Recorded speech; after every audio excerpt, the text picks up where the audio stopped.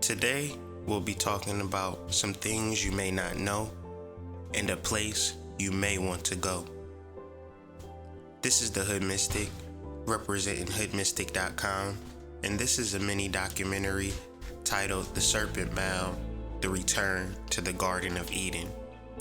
Did you know that if it weren't for a man from Boston, Massachusetts, named Frederick Putnam, the Serpent Mound may have been wiped from our collective memories like so many other burial mounds throughout this country? The interesting thing is that Serpent Mound is in Adams County, Ohio, where three small branches of a river called Bush Creek converge in a valley. All of a sudden, a 90-foot cliff sprouts up into the heavens, and on top of that pointed cliff lies a snake head 120 feet long by 60 feet wide, with its mouth wide open, almost seeming to look downward at the riverbed. The Serpent Mound is one of the largest indigenous and aboriginal earthworks within North America. It is said to be the work of a group that historians call the Mound Builders.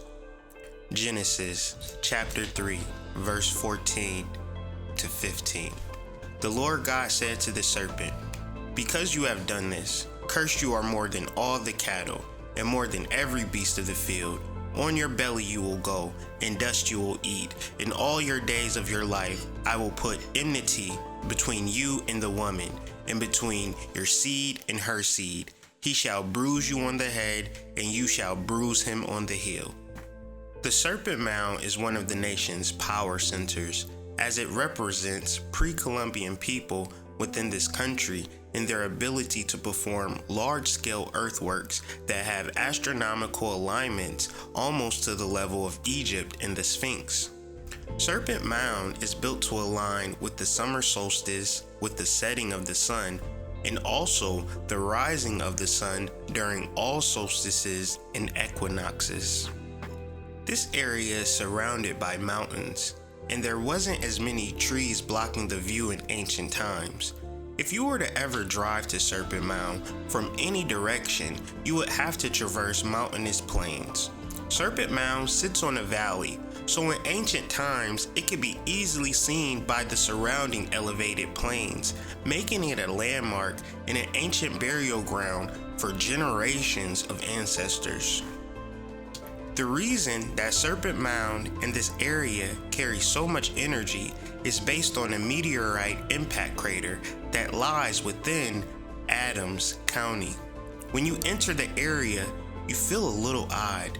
In colonial times, geologists noticed that the terrain here was a little weird.